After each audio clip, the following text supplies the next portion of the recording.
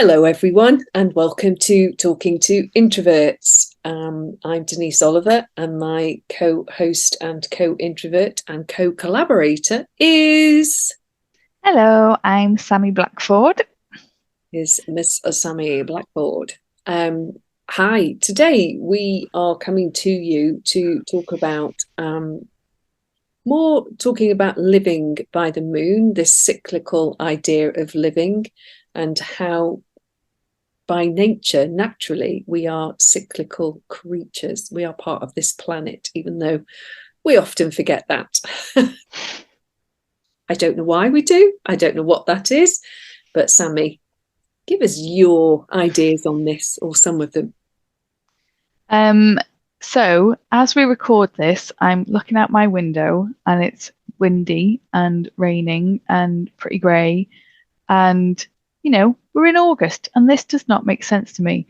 And so cyclical living is like, well, I was going to say a monthly version of seasonal living, but I mean, cyclical cycles are, there's this from the cycle of the breath in and out to the cycle of the year and the seasons. So, I mean, it could be any length, couldn't it?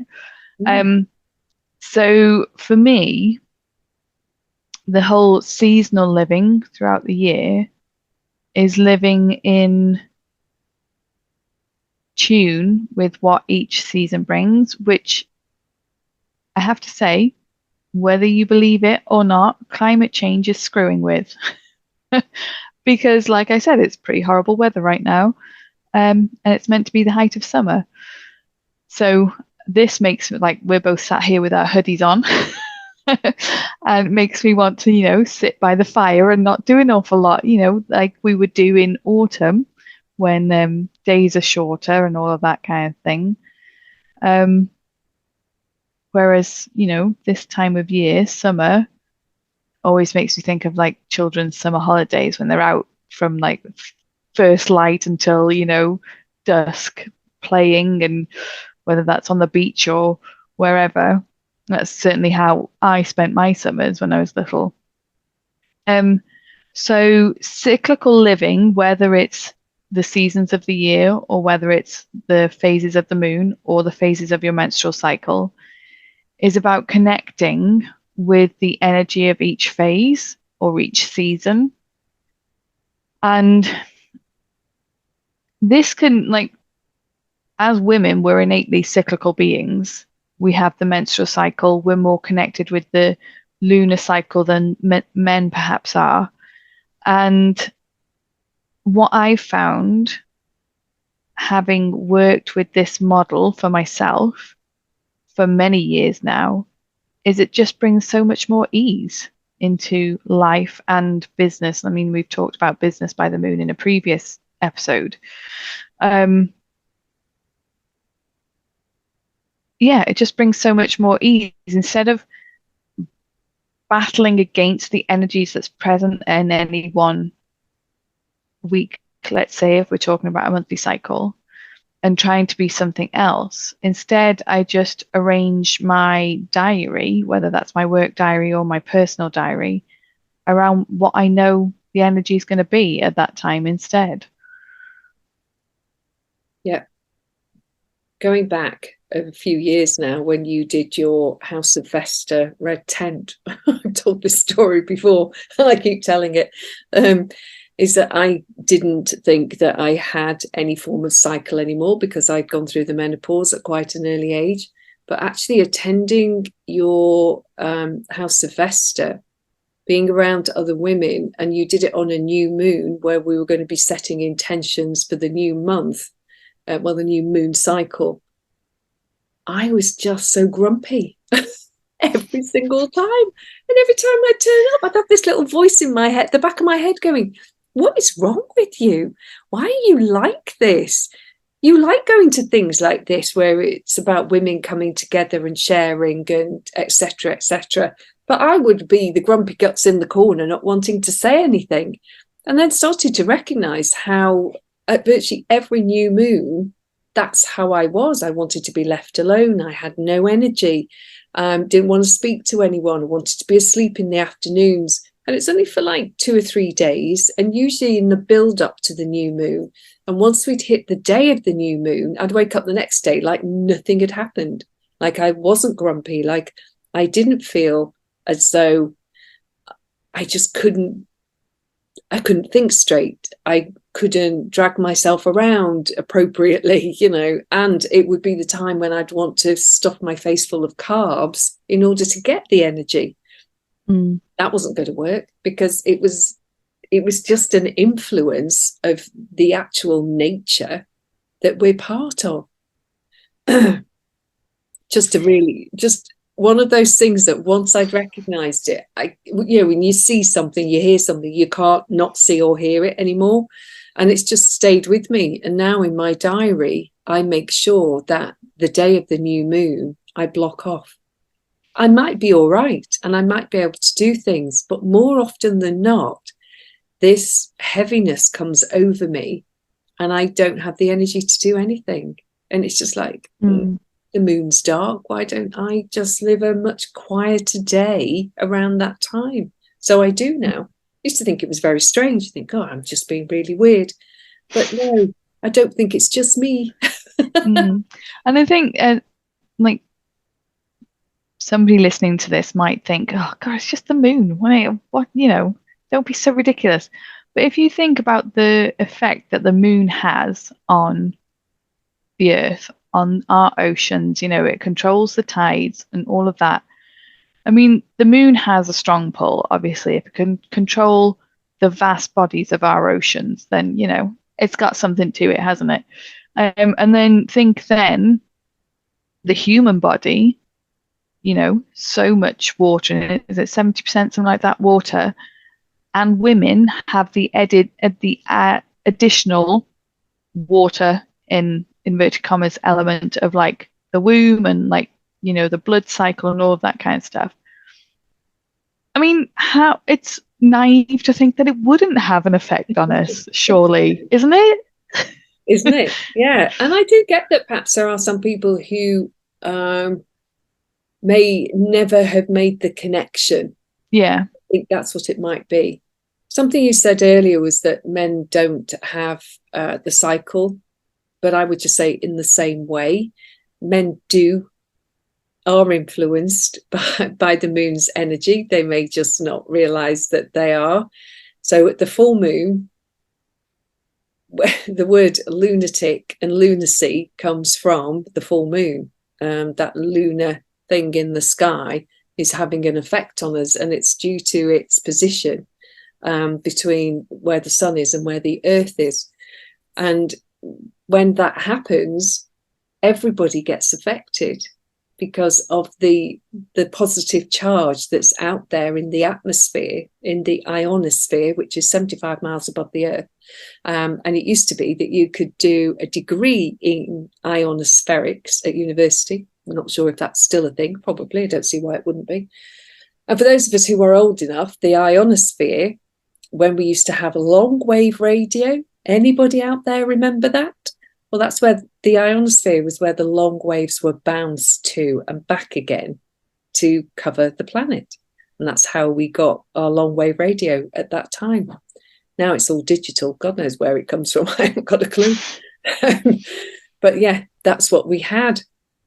And that the pressure from the sun's pull on the moon brings that ionosphere closer to the planet, physically closer to the planet. And that has an effect on our blood and the blood that's going to our brains. And we can quite literally go mad at a full moon. And that affects men as much as it does women. So we get more sociable at the full moon. There's more light. The moon's bright in the sky. But also it has this effect on our bodies. And so we can go completely crazy. When I was nursing, they used to put more staff on in A&E, accident and emergency, around a full moon because of the fights that men would get in, the ridiculous things that women would do and fall over and hurt themselves and stuff like that. And And also at nightclubs, they would have more bouncers on the doors because they knew trouble was going to break out because no one could think straight. Add alcohol into the mix. Oh, my word. And, on a hiding to nothing, as my mother would have said. So the moon does have this influence on us. And also, I used to follow planting by the moon with, when to do things in the garden. And I know that in France, there are grape growers who plant by the moon in an attempt to get the best quality grapes that they can. No point planting at certain times because the water table's not high enough to actually assist the plants in their initial spurt of growth. It's fascinating. And I get how if you've never been introduced to this, you've never considered it. Yeah, that thing that's up in the sky at night when there's no clouds, what effect that has on us. And I totally understand how some people say, no, it doesn't. Because the moon isn't making you do anything. But if you are sensitive to the effects of what is physically occurring between the sun, the moon, and the planet, then why wouldn't you take more care of yourself? New moons and full moons are great days for fasting, for instance, doing some sort of juice fast, but the intention's different. On a new moon, you've got the space in your body for clearing out, so why wouldn't you assist it? On a full moon, you've got the pressure from the ionosphere. So by doing some sort of fast, whether it's just water, a juice fast, or a fruit fast, for instance, you are creating more space. So you're giving your body that space that it hasn't physically got at that time. You're opening it up to more flow, as it were. I think it's just fascinating what we can do if we tune in. And going back to what you were saying earlier about when you used to come to the new moon red tent circle and you were grumpy Gus in the corner. And the way you were describing that, like the couple of days before the new moon and then you'd be fine, is like, as you were describing, it's like that's how I am with my menstrual cycle. Like I'm going to say the day before my period and then the first day of my period and then the second day maybe. That's how I feel. It's like, just don't want to be out in the world, don't want to be in touch with anybody, just want to be on my own. If I do cross paths with other humans, I just get irritated and frustrated and angry, and it just like but then, and like from a hormonal point of view, then the hormones start to rise again and there's just this like lightness. It makes me think of the old cartoon version of animated version of Cinderella when she gets turned into the princess, and it's like a magical kind of then she's like gone from rags to like this beautiful like princess in her gown. That's what it feels like. It's like coming out of like the depths and the darkness, and it's like, oh my goodness, there's light in the world again. And like thinking about like on the larger scale as well. So the dark moon, the new moon, is winter phase. And like your period and your menstrual cycle as well. So just think of how we are in winter when the days are so short and like we get home from work or school or whatever and we just want to sit by the fire and do nothing, go nowhere, and like you say, like eat the carb rich, nourishing foods, and that's what kind of what I find so fascinating is how each of these cycles are so correlated with the different energies, emotions, feelings, whatever you want to call them, at each phase of the cycle. It's the same. Whatever cycle we're looking at, it's the same. Yeah. I didn't like tune into this. It wasn't something that we talked about when I was nurse training in medicine. Things were known that happened from observation. But then when I went and did the nutritional healing diploma that I did, moon cycles were massive in that, looking at where people were at as clients and did their woes and troubles get worse around a new moon or a full moon? Because sometimes we can actually react in the opposite way. I don't know what that is. It's just one of those idiosyncrasies of being a human on the planet, especially as a woman. We can find that our cycle does the opposite to the moon cycle. Why? I don't know. I can't tell you. But you can, through fluids, through diet, through exercise, you can reverse that, and you can come into cycle with what the moon is doing. And often it just needs that training. You need to look at your liver. What's your liver doing? And anyone that's like completely like the opposite way round, I would start with looking at liver health. What is happening with your liver? How many greens do you get in your diet on a daily basis? And I'm not, I still don't. I'm still not a lover of lots of green food. But I do green juicing, and I do put greens in my smoothies. And I couldn't tell you why I don't have them like 3 times a day, like is recommended. I don't know. But that's one of my idiosyncrasies as a human on this planet. I still have a long way to go being determined to change the health of my body internally. And when it comes to a new moon, that's when I start really pondering it, coming out from the new moon day, and start thinking, right, my plan for this month is doesn't always go to plan. Shit happens, and you just crack on with whatever you crack on with at that point. But I think that just my personal opinion here, that any way in which we can align with the planet and the elements beyond the planet, the easier it is for us to actually live a life that actually works for us and works for us on this planet at this time. There's so much we can do. It really is. I mean, I watched little Jessie dog, my daughter's dog, and sometimes, and I'm like, it's new moon. Is she affected by this? And she's slow. She doesn't want to play. And it's just like, that's how I feel. Sometimes I think, go for a good walk with the dog. Let's get out there. And she's like, what are we doing this for? Why have you dragged me out here? What? And she won't. She just won't go for it. She's like, she'd rather go home.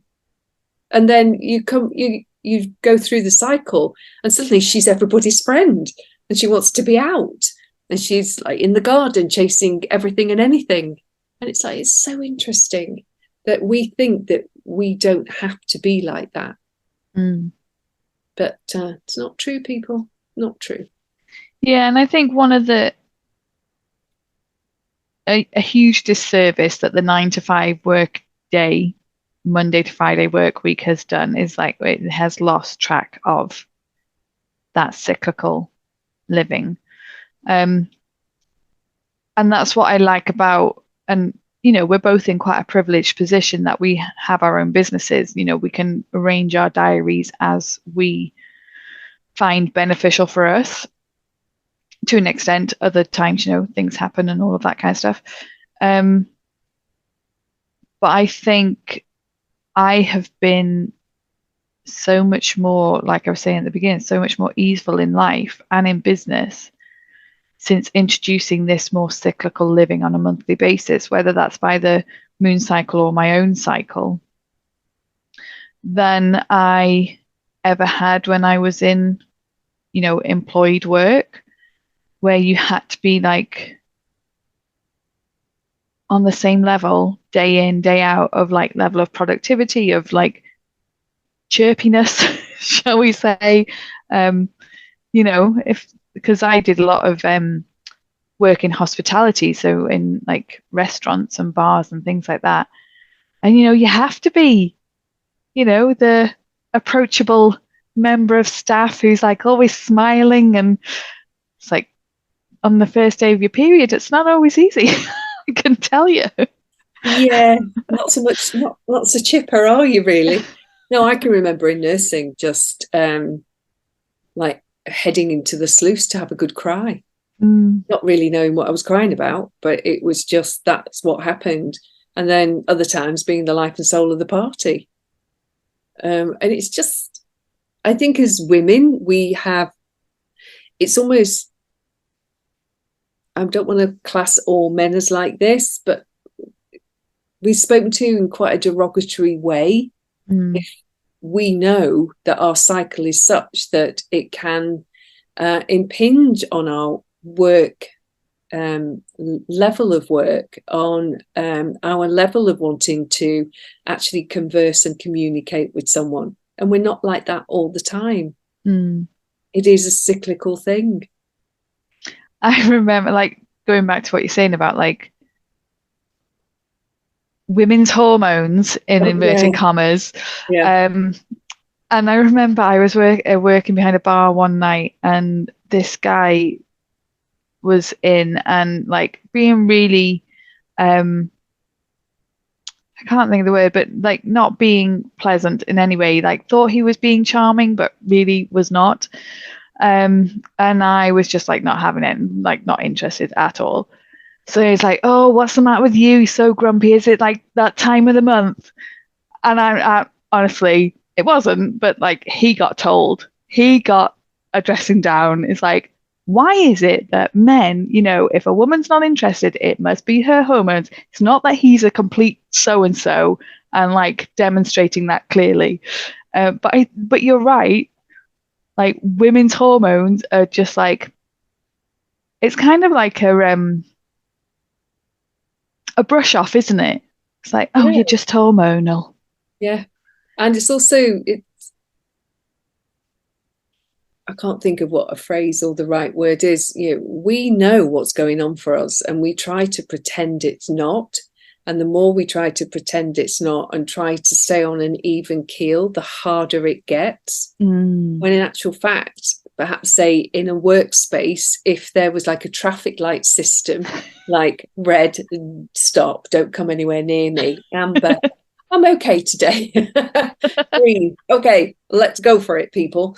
But then it's open to abuse, isn't it? Yeah. It's like there would be those of us who would know that this is a good idea, and there would be others who would be like, I'm using that to my advantage. So it's a tricky one. And I actually don't think women help themselves. They can cry wolf too often. And then we wonder why men label us as whatever they're going to label us as. Oh, is it your time of the month? Things like that. And then there are the guys that don't want to understand. They don't want to know. That's your problem. It's not theirs.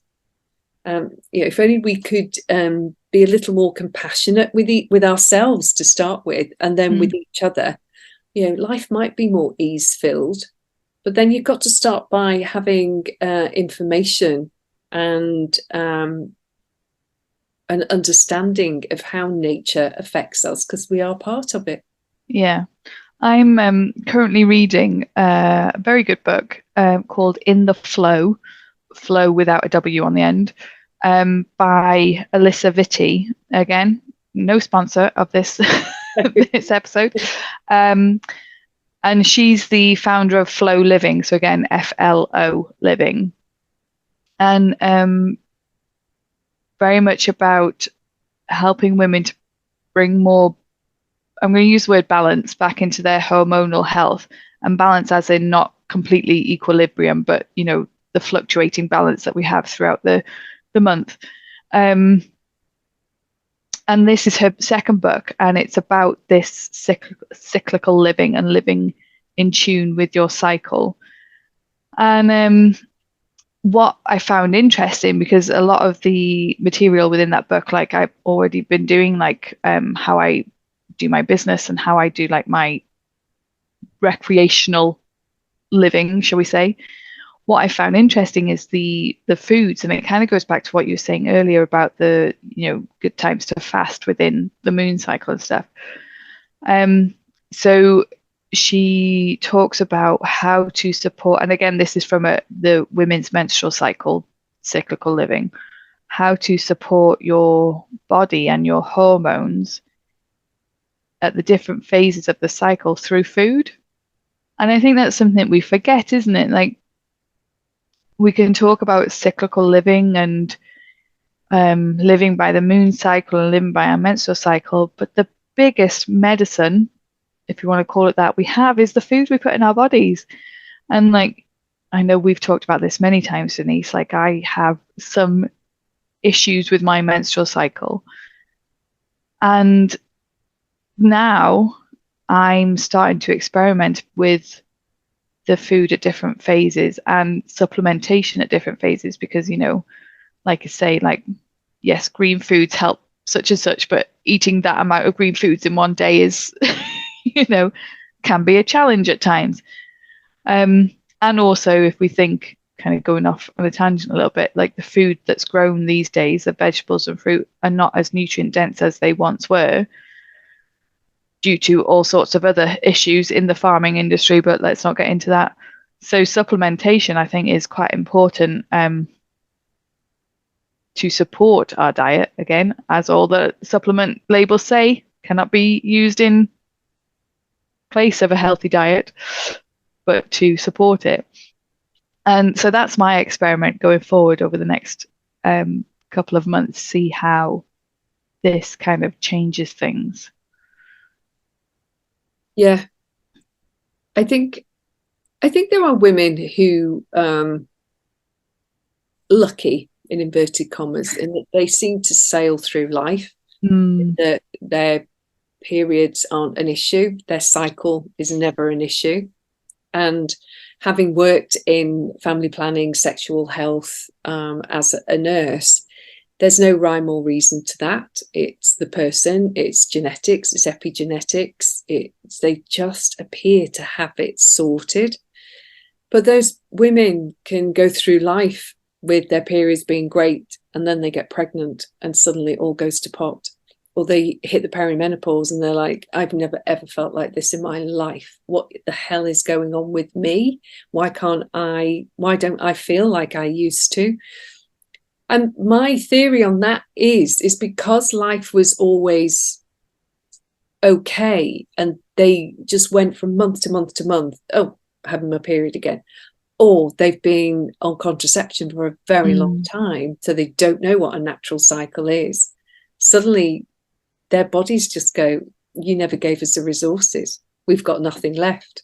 So if you're listening to this and you're at the younger end of the spectrum, my advice as a nutritional therapist, as a coach, as someone who's read an awful lot of this is start somewhere by looking at your diet primarily, just looking at the fluids you drink. Do you drink a lot of coffee in the day? Because coffee's great up to a point, just like we've talked about cacao in previous episode. It's great up to a point, but you wouldn't want to just have that as your nutrition. You need a much more balanced diet than that. I know that one of the Van Tulligan doctor twins has written a book about, can you remember what it's called? Ultra processed food, isn't it? Yes. I think I think the book might be Ultra Processed People or something like that. Something like that. But yeah, it's ultra processed is in there.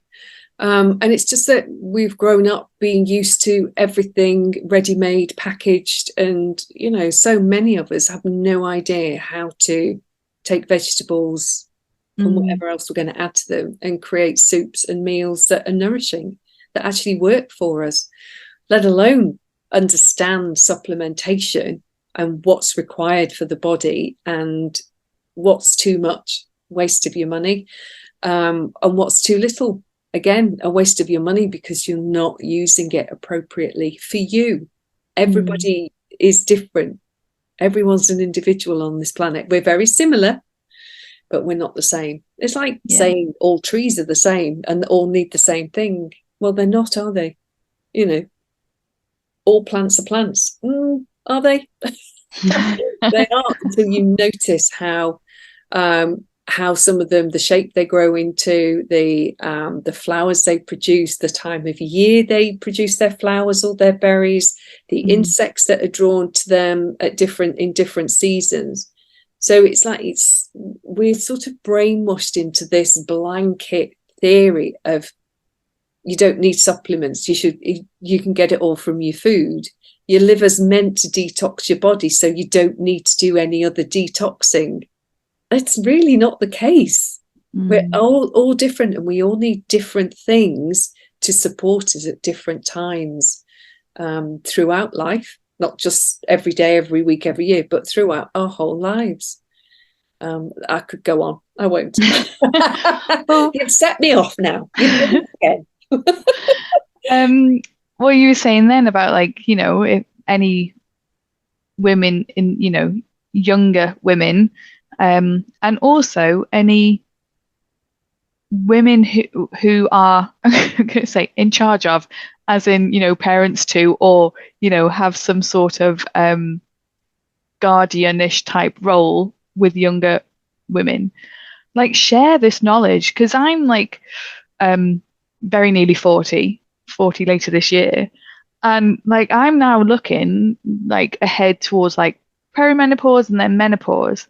I mean, like a few years yet, hopefully, but I'm only just kind of getting into this, like understanding how my menstrual cycle works and like sorting out the issues that I have now. And it's like, not that I haven't, tried many different things over the years, but I kind of feel like I'm kind of getting to a point now where I'm like nearly got it cracked. It's like, if I have had somebody back like when I was a teenager, like sex education in school could be so much more beneficial to actually understand how our bodies work as women, other than, this is how a tampon works and don't get pregnant. I mean, yeah, okay, both useful bits of information, but there's so much more that we could learn about our bodies. And now I'm like, my niece is 7, and it's already in my mind. It's like, she could, like, any time now, she could be starting her menstrual cycle. And it's like, I want to be the person who equips her to live with this cycle for life. Yeah. I want to be that person who can, rather than the birds and the bees talk, like, this is how you're going to make this work for you. Well, I think, I think back to when sex education was put forward as an idea in schools, and how horrified some of the mums I knew at that time were, because they thought their children, their teenagers, were going to be taught sex, how to have sex. It's like, no, it's just the opposite. It's teaching them how and not to go there in the first place. Yeah. Because. But then it was brought into the curriculum, but it was basically a teacher willing to put their hand up and do the topic. There wasn't anybody going in, unless the school was particularly enlightened and had the budget for it, who actually could talk to teenagers. Because let's face it, teenagers, their brains haven't developed fully. They're going to take on board what they want to take on board, what they're capable of taking on board. And so it's actually having someone who understands the teenage brain, where it's at, and the information that is going to work for that brain. But if you're a teacher who's then reading a biology book, you might have lost them at that point. Yeah. Because you don't get it yourself. So it's a very, it's still a hot topic, very much. And I think, like, again, like, there's still a lot of embarrassment, taboo, about like talking about this sort of subject with, like you were saying about, some teacher had to put their hand up. And like, I know parents, kind of when they're thinking about like, oh, we have to have the talk and all of that kind of stuff. And I think now there's so many more resources. So it's like this book I mentioned I'm reading, there's many books now about, living and making the best of, is a way to put it, your menstrual cycle. I wonder if there's actually any geared towards like the younger age group, because I know like the ones I know of are more kind of, they're good, thick, not quite textbooks, but like they're more geared towards like adult reading. So it's just come into my mind. I wonder if there's like a young adult slash, 8+ version of that. Yeah, That was by the by, if anybody knows. Yeah, I'm not sure because I haven't had to look into that sort of thing recently. I was just thinking back to sex education in schools. It was all to do with teenage pregnancies and teaching. But it was all about, to start with, teaching young women how not to get pregnant.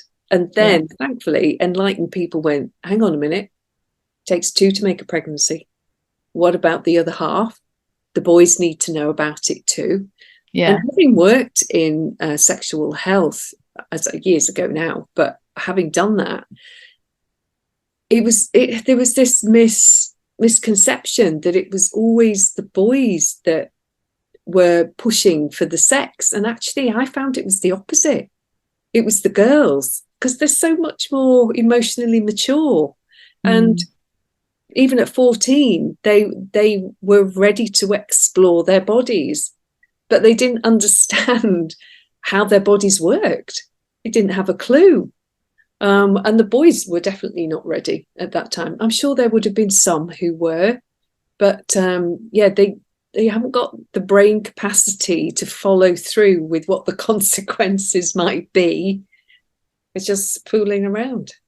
It's still a hot topic.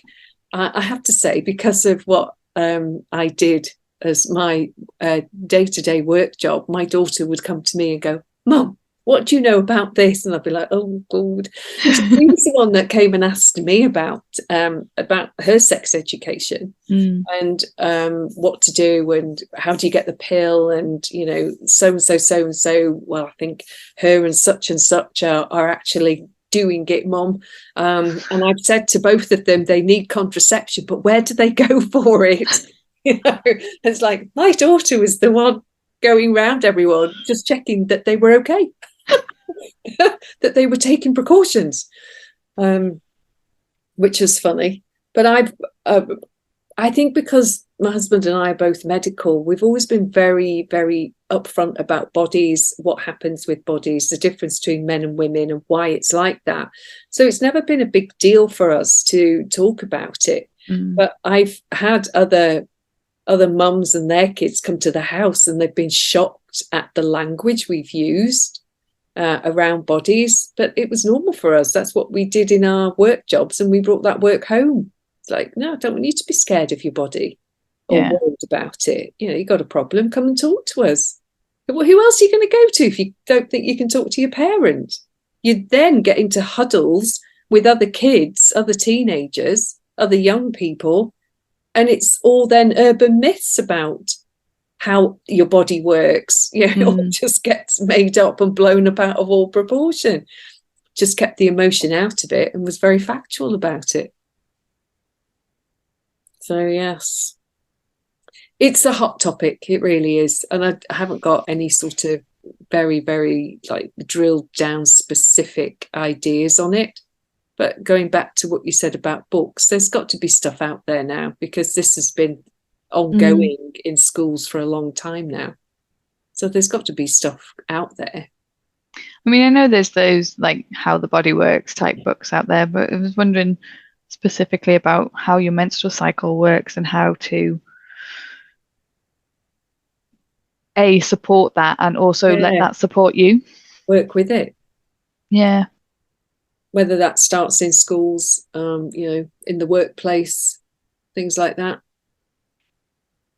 If there isn't one of those books, are we writing it? Shall we? Designed for, 8+ age bracket, there should be. Somebody needs to get on that. I'm pretty sure there will be. But it used to be like, it was all about scaring young people into not having sexual experiences rather than informing them of what it was, how it worked, how your body actually worked. But yeah, the scare tactic doesn't work. It just doesn't work. No one remembering that in the heat of the moment. And I've worked in family planning clinics, and I've had some really switched on teenagers sat in front of me. And, would I want girls at 14 to be going on the pill? No, personally, but I have to put my personal preferences to one side and work with the person in front of me. And this young person is really switched on. Doesn't want to get pregnant, but she's got this boyfriend. They've got a plan. I've never had a plan. And year on year on year, I saw the same young woman eventually married the same boy that, she was a teenager in school with, etc. But then I've had young women who have been scared to have a boyfriend because boys are only after one thing. It's not true. They're not. Some might be. That's how their brains are programmed. That's how their whole body's working. But they can be taught how to control that, how to have control with that. And they go to university. They're away from their parents. Suddenly they lose their inhibitions. They get drunk for the first time. They wake up. They're pregnant. And they're in their 20s. And they're like, what happened? I don't understand. And they genuinely don't understand how they've got in that situation because they've always been the good girl. And they're like, I don't know what to do about this now. And it's that there's just scare tactics aren't the answer when it comes to working with our bodies, our cycles, and life in general. It's just not. No. I feel like we went off on a bit of a tangent then. Yeah. Back to cycles, cyclical living. Well, there we go. We've come full circle here. Everything works in cycles, doesn't it? It does. And it's a shame, really, in a sense that we don't. There isn't a cycle to consumerism. It's all about the getting the product, and no one thinks about where it's come from, where it's going to come from in the future. It's like a dead-end product. And the same's happening with food. Our food's so tampered with these days. It's crazy. We're having to try and invent in laboratories new ways of getting protein into our diet and stuff like that. And I'm not saying that I'm a paragon of virtue with any of this. I'm really not. But I do have an understanding that going to a supermarket isn't where food starts. Yeah. It's where it starts for us as consumers, but we're so blinkered and blindfolded by big companies to just, walk into a supermarket, buy what we want, pay them, go away. And it's almost like a cycle because you have to keep repeating it. But at the end of the day, do we fully understand where it starts and how it's produced year on year? We don't. It's like asking a 5-year-old where milk comes from. Well, it's in a plastic bottle. It comes from the supermarket. Yeah. It's like, okay. Oh, dear. Yeah, and I think, talking about going to the supermarket, I think that when everything was that in one place, we did, and it probably started before this, but we did start to lose touch with the whole where does food come from. Because I remember when we were little, and on a Saturday morning, we'd go to the shops in the village with my mum, and we'd go to the bakery shop, and then we'd go to the butcher's, and then we didn't have a candlestick makers. And we'd go to like the different individual shops, and we'd go to the greengrocers, and like each of those people in the shop, each of the shop owners would know where the food came from. And so we would know where the food came from. Well, like I was a little dot, so, I didn't really have much concept. but like my mum would know where the food would come from, and it would all be like fairly locally sourced. And then, we get into that like the supermarket, and everything's in brightly coloured packets and all of that kind of stuff. And that's another thing, isn't it? Like food, you used to go and you'd pick up like real food, like real individual ingredients, whereas now you go and buy a packet of something. And this is like, again, like you're saying, like I'm not a paragon of virtue at all, but something that really annoys me about the vegan movement, and like I may well just like insult a load of people right now, but something that really annoys me is like they stop eating meat, but then they eat pretend meat. Yeah. And like that to me is not really going vegan. That's just substituting the same thing with a fake thing. Only because we don't know how else to do it. Yeah. It's like you've got the principle, I don't want to eat an animal. Okay, I understand that. And then it's like a lot of vegans start just having cheese sandwiches because they don't know what else to have. Yeah, it's a very principled thing to be a vegan, but not if you don't know how to grow the thing that's going to go on your plate.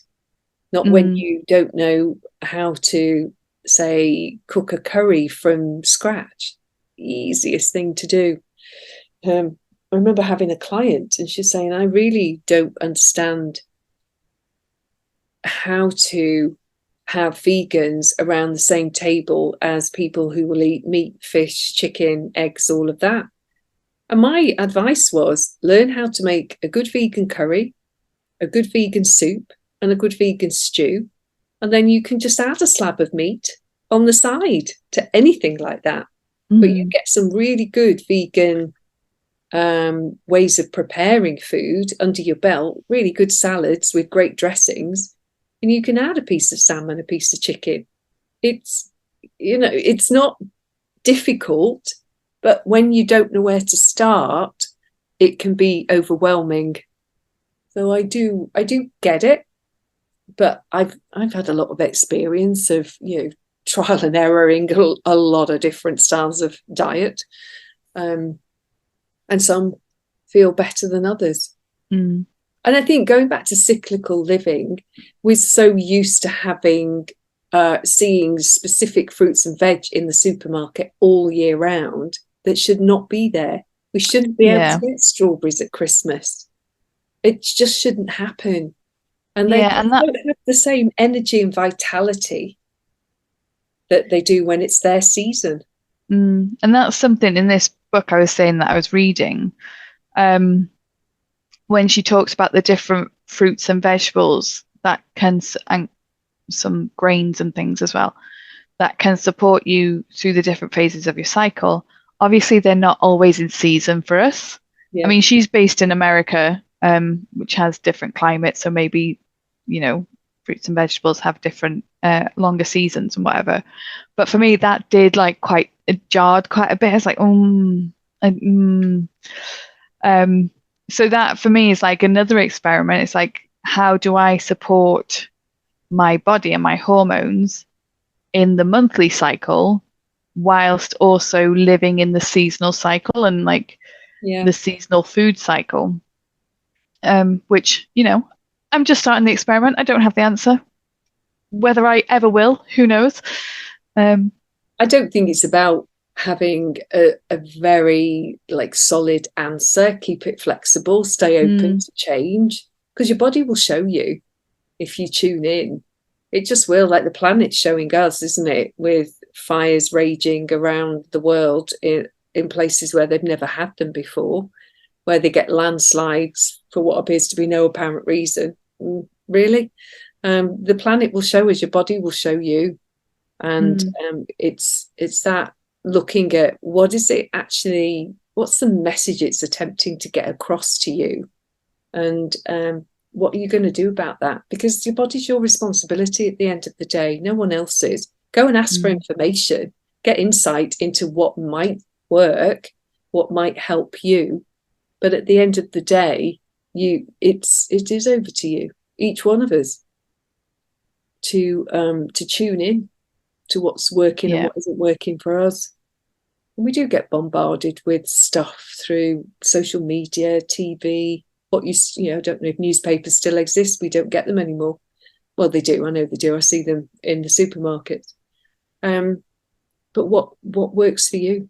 And if you're not good at gathering information, which of your friends is? Because that's what I like to do, is when I meet up with friends who are very different to me and we start a conversation, I don't know, say it's about a water filter. I'm just thinking about my friend Jude, who I met with. And she's very much one who likes her information, and she's very good at finding it and doing the research and that. And it's just like, so what do you know? And then I take that away and I bring that into my world. It's like, is this going to work for me? Is this the information I required? Is there more out there? I hate being on the laptop after a certain time of day. I don't want to go diving down very deep rabbit holes looking for that nugget, but someone else does. So I'll very happily have conversations with people, and then it's been worked out and condensed down for me. So I'll take that information and use it. It's like going back to cyclical events, your House of Vesta, the red tent, and discovering that the new moon was a time when I needed to be, as an introvert, with myself more. But I didn't know that until it was in my face. Stop going out on a new moon. It's not good for you, basically, or anybody else who's around me either. So, yeah, as I say, once you see it, once you hear it, you can't ignore it. I mean, if you do, then your body's going to start screaming harder and louder to get your attention. Yes. Okay. Anything else on cyclical living? I feel like we've covered all sorts of different topics today. Yeah, it did go off topic slightly, didn't it? But not at the same time. Nothing's off the table here. Are we done? I feel that we're done. I'm sure there's a lot more we could say. Oh, there's always a lot more we could say, Denise. We could say, yes, you're quite right there. I always feel like I should mention my friend Sarah, all one word, but I haven't this time. I was going to say, she hasn't made it into this episode, has she? It's because I haven't spoken to her. She's busy getting used to life on Bougainville, somewhere out the other side of the world, which it looks so exotic and amazing. It really does. Looks like paradise. Clear blue, well, not even blue waters, just very clear waters and beautiful sunrises and sunsets. All right, but it's very warm, very, very warm. Not sure my body would want that. But anyway. Okay, so I mentioned her, my friend Sarah. You've got your mention. Are we done, Sami? I think we're done. I think we're done. Okay. So everybody listening, thank you for your attention through our little cyclical living ramble that we've had today. I hope you've enjoyed it. If you've got any questions, anything that you would like to share with us, please do in the comments. We're open to having discussions with you. And if you have a topic you'd like us to chat about, ramble on about, go completely off topic with, then let us know and we'll cover that as well. So thanks, Sami, for being here today. And thanks, everyone, for listening. Bye for now. Bye-bye.